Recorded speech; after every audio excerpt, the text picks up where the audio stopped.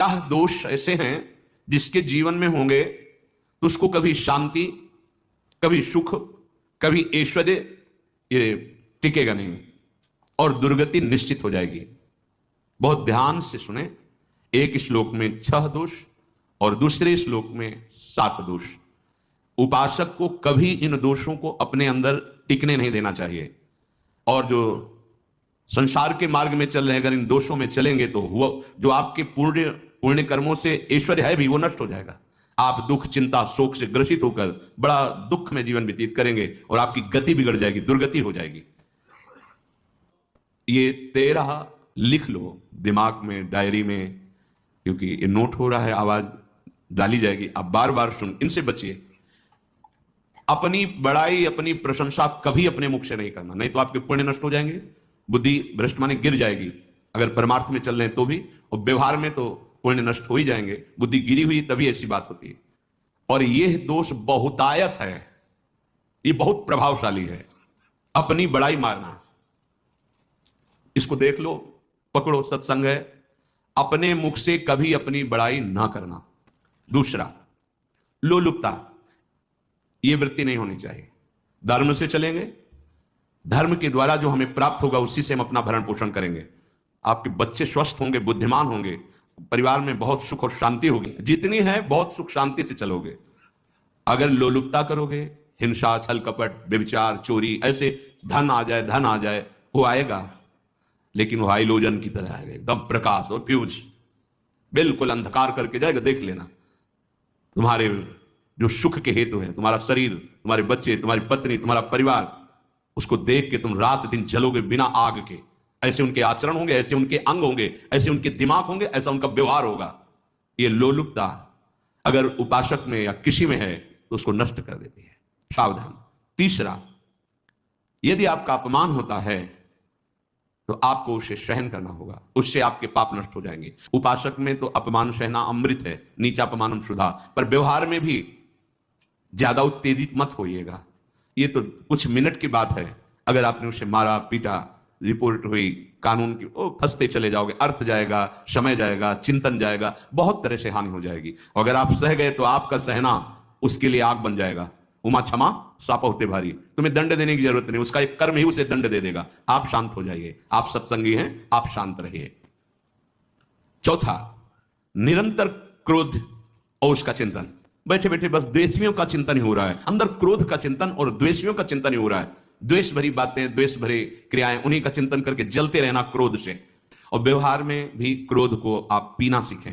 अगर बार बार आपका क्रोध प्रकट होता ही रहेगा, आपका स्वभाव बिगड़ जाएगा, आपके पुण्य नष्ट हो जाएंगे, आपका जीवन नष्ट हो जाएगा। सब पूरे जीवन का विध्वंस मचा दिया क्रोध ने। कहीं भी आप देखो, किसी से क्रोध करके देखो, फिर देखो तुम्हारा भजन चल रहा है, तुम्हारी वो आनंद वृत्ति है नहीं, जलोगे और वो जलन और गुस्सा दिलाएगी और वो बैठे बैठे जलो नहीं। ये क्रोध जो है, ये चाहे व्यवहार में हो चाहे परमार्थ में, दोनों की हानि करने वाला है।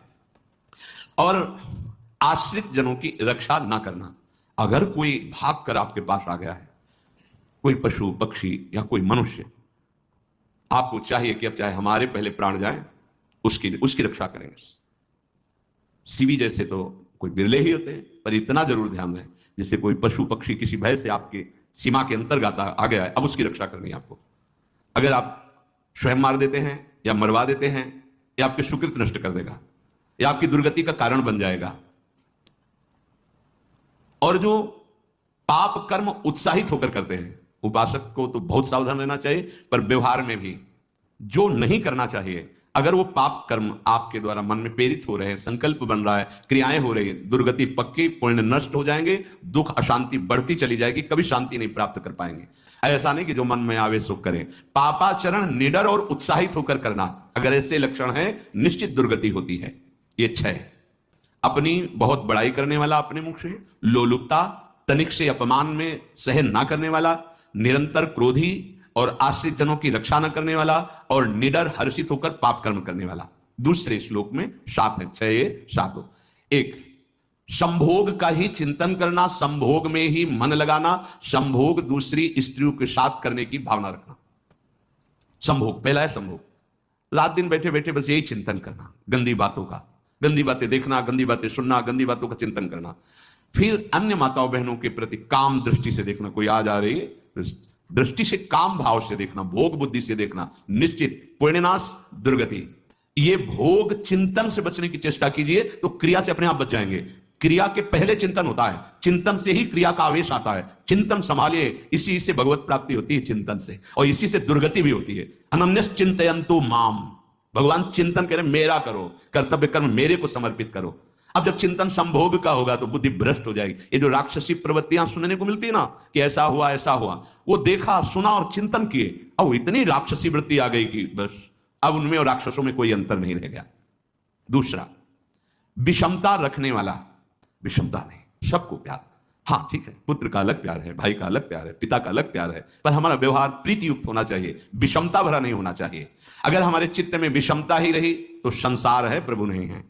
जीत विषम संसार कीर्ति जग विस्तर है। जो विषमता पर विजय प्राप्त कर लेता है वही भगवत प्राप्ति का अधिकारी। ये विषमता बहुत बड़ी हानि है। तीसरी बात, अत्यंत मानी होना। जहां आपके प्राण कमजोर होंगे, पुण्य नष्ट होगा, आयुष श्री सब नष्ट होना है, ऐसे आचरण करवाएगा गुरुजनों के साथ, महापुरुषों के साथ। ये बहुत नीच प्रवृत्ति है। अत्यंत मान प्रियता, मुझे सम्मान मिले, उत्तम प्रवृत्ति है, सबको मान देना, स्वयं अमानी रहना।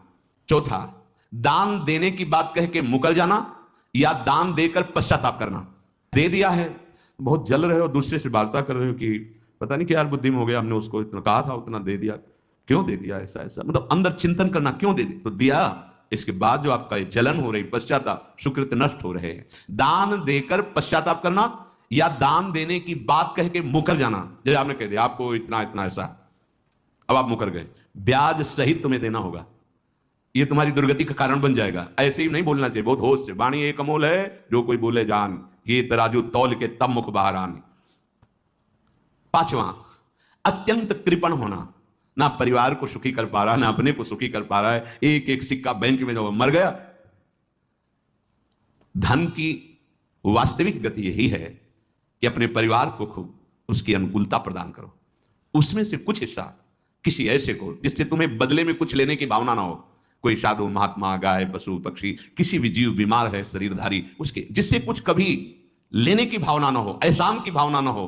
शो धन धन्य प्रथम गति जाकी, धन्य हो गया उसका धन। अब वो कृपण का धन किसी काम में, ना स्वसुख, ना परिवार के सुख, ना धर्म कार्यों में, व्यर्थ जीवन चला गया। उसी धन का चिंतन करना, उसी का संग्रह करना और उसी की रक्षा करते करते शरीर छोड़ देना, तो चिंतन बिगड़ गया। तो कह रहे हैं जो कृपणता है और अर्थ और काम की प्रशंसा, उसी की चर्चा, उसी का चिंतन, रुपया और भोग, उसी की चर्चा कर, जहां बैठे रुपया की चर्चा, भोग की चर्चा, जहां एकांत में बैठे उसी का चिंतन, कैसे रुपया बढ़े, कैसे भोग मिले। और अगर अवसर मिला तो रुपया अधर्म से आवे चाहे धर्म से, उसको इसकी कोई परवाह नहीं। भोग चाहे धर्म से हो चाहे अधर्म से, जिसका अर्थ और काम भोग ही चिंतन है वो धर्म नहीं। जिसका धर्म चिंतन का विषय है तो अर्थ और काम भी ऐसा होगा जो मोक्ष प्रदान करने वाला हो। धर्म, अर्थ, काम, मोक्ष। और जो बालक, स्त्री, पागल, असहाय, जो इनकी रक्षा न करके इनकी हानि करता है, दुर्गति निश्चित है।